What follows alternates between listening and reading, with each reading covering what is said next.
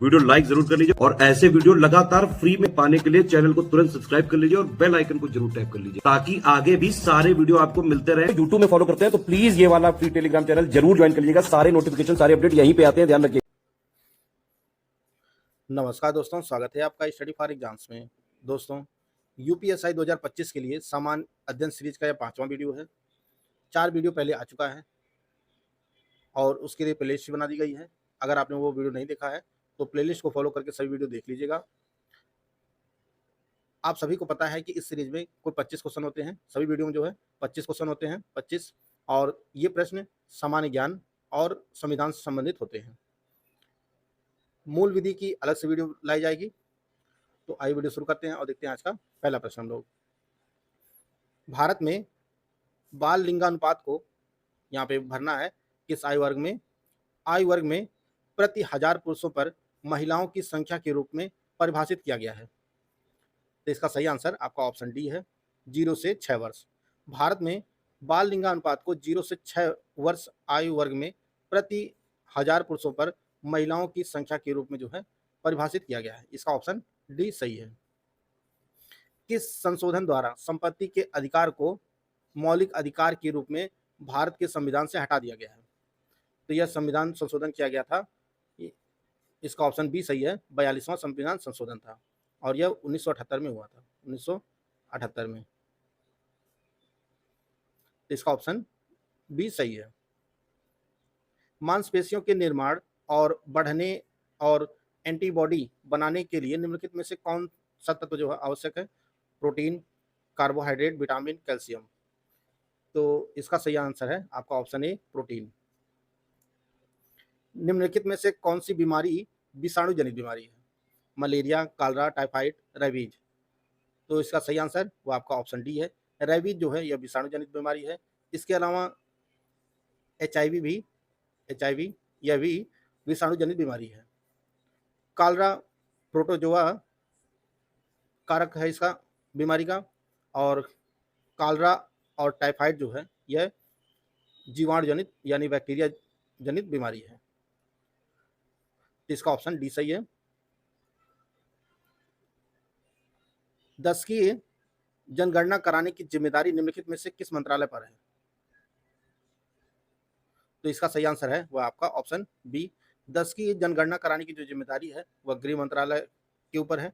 और गृह मंत्रालय में ही एक कार्यालय है, महापंजीयक एवं जनगणना आयुक्त कार्यालय, यही जो है देश में जनगणना कराता है। तो इसका ऑप्शन सी सही है। राष्ट्रीय मानवाधिकार आयोग का मुख्यालय कहाँ स्थित है? तो राष्ट्रीय मानवाधिकार आयोग का जो मुख्यालय है वो नई दिल्ली में स्थित है और इस आयोग को स्थापित किया गया था 1993 में। 1993 में इसे स्थापित किया गया था और यह एक सांविधिक निकाय है, राष्ट्रीय मानवाधिकार आयोग। निम्नलिखित में से किस एप्लीकेशन का उद्देश्य नागरिक के डिजिटल दस्तावेज वॉलेट में प्राथमिक डिजिटल दस्तावेजों तक पहुंच प्रदान करके नागरिकों का डिजिटल सशक्तिकरण करना है? तो डिजिटल दस्तावेजों के लिए जो एप्लीकेशन है वह आपका डिजी लॉकर है, जिसमें आप अपने जितने भी डॉक्यूमेंट है उसको डिजिटल रूप से सेव कर सकते हैं। और डिजी लॉकर को जो है 2015 में लॉन्च किया गया था, 2015 में। निम्न में से किस अधिनियम ने विधान परिषदों को बजट पर चर्चा करने की शक्ति प्रदान की है? निम्न में से किस अधिनियम ने विधान परिषदों को बजट पर चर्चा करने की शक्ति प्रदान की है? 4 ऑप्शन दिया गया आपके सामने, ऑप्शन आप लोग ध्यान से पढ़िए। तो इसका सही आंसर है वो आपका ऑप्शन सी, भारतीय परिषद अधिनियम 1892।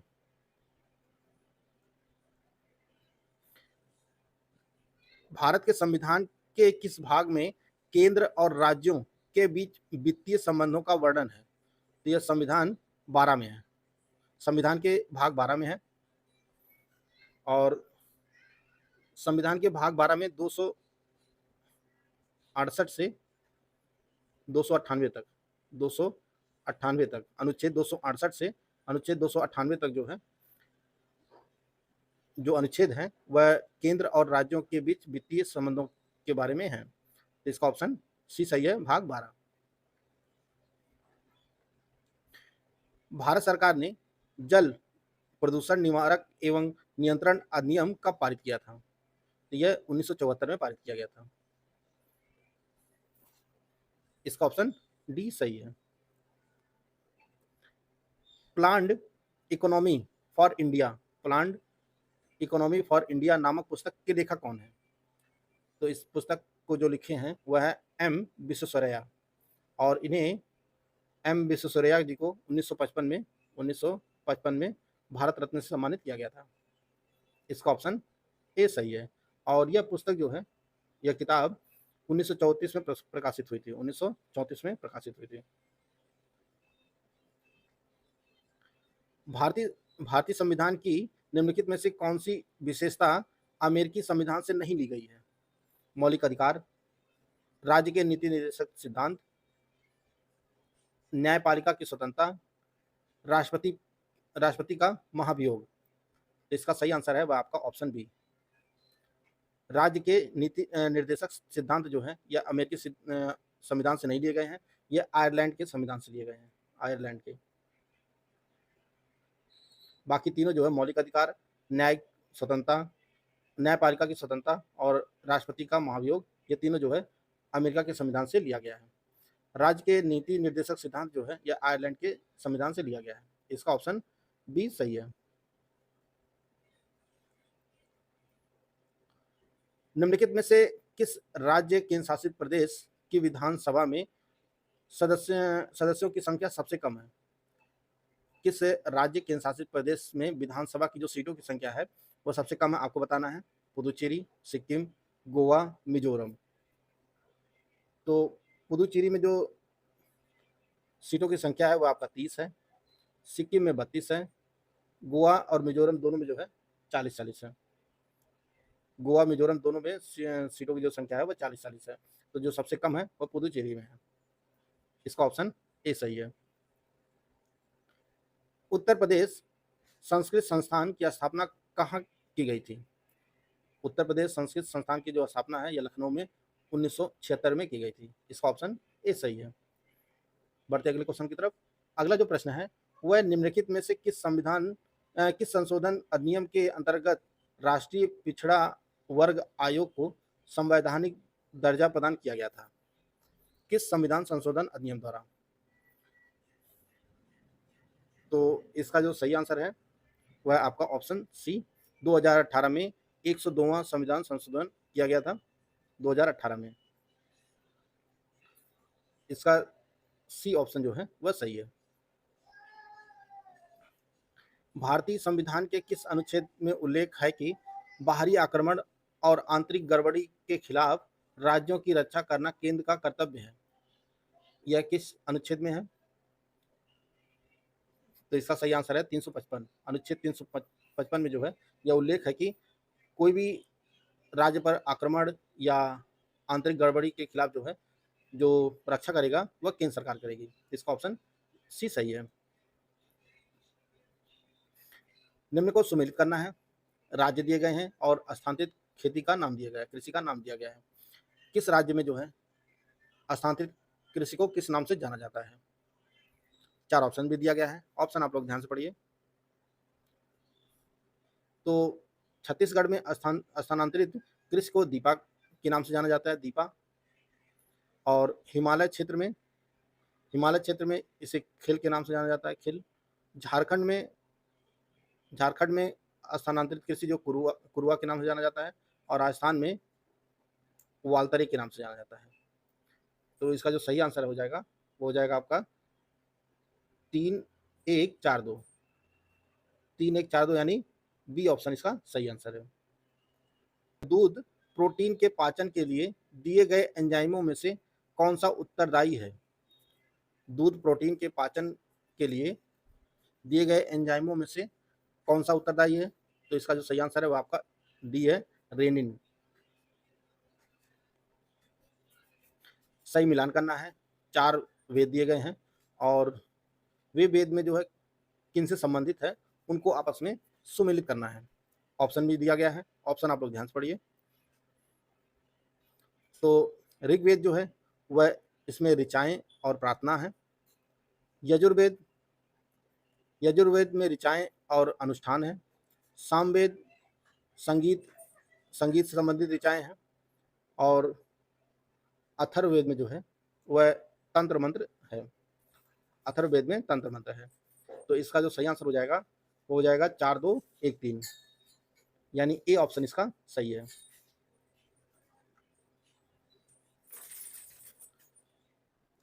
अगर आप यूपीएससी 2025 की कंप्लीट तैयारी करना चाहते हैं तो आप हमारे पेड बैच से जुड़ सकते हैं। पेड बैच में आपको पूरे 400 नंबर के रिटन एग्जाम की पूरी तैयारी कराई जाएगी। जो पूरा सिलेक्शन मटेरियल है वो मात्र आपको सिर्फ और सिर्फ 99 रुपये में मिलेगा। इसमें आपको रिकॉर्डेड क्लासेस दी जाएंगी, पूरा स्टडी मटेरियल दिया जाएगा, नोट्स दिए जाएंगे, सब कुछ दिया जाएगा मात्र 99 रुपये में। टेस्ट सीरीज का जो बैच है वो मात्र 49 रुपये में है।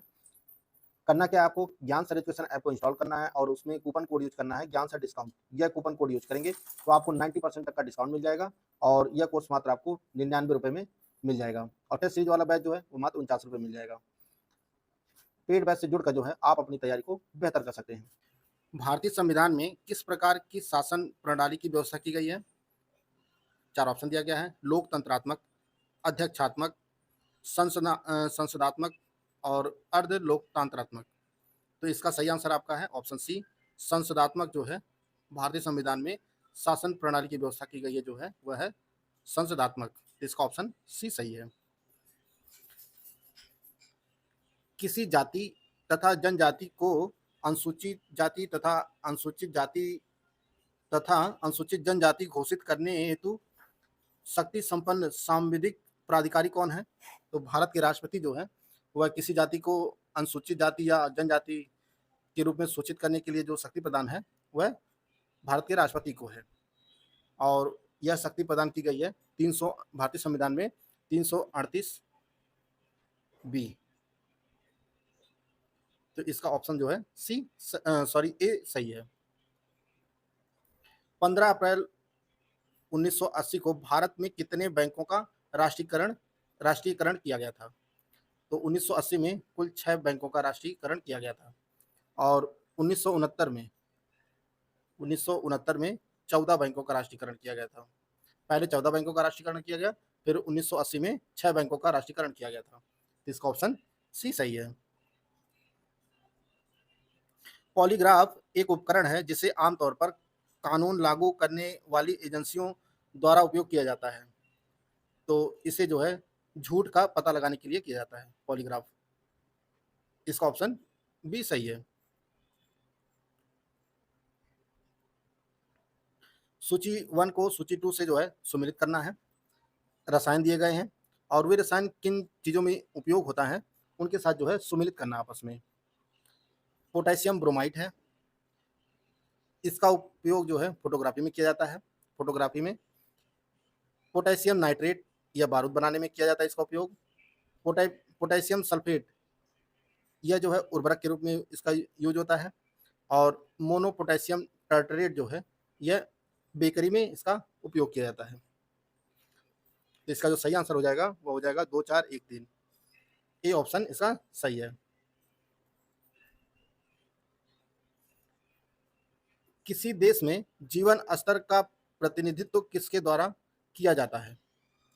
किसी देश में जीवन स्तर का प्रतिनिधित्व किसके द्वारा किया जाता है? तो इसका सही आंसर है आपका प्रति व्यक्ति आय से जो है किया जाता है जीवन स्तर का आकलन। तो इसका बी ऑप्शन जो है वह सही है। तो दोस्तों यह कुछ महत्वपूर्ण प्रश्नोत्तरी थी जिसको हम लोग इस वीडियो में कवर कर चुके हैं। वीडियो अगर आपको अच्छा लगे तो लाइक कर सकते हैं, चैनल को सब्सक्राइब कर लीजिए। मिलते हैं नेक्स्ट वीडियो में, तब तक के लिए जय हिंद, जय भारत।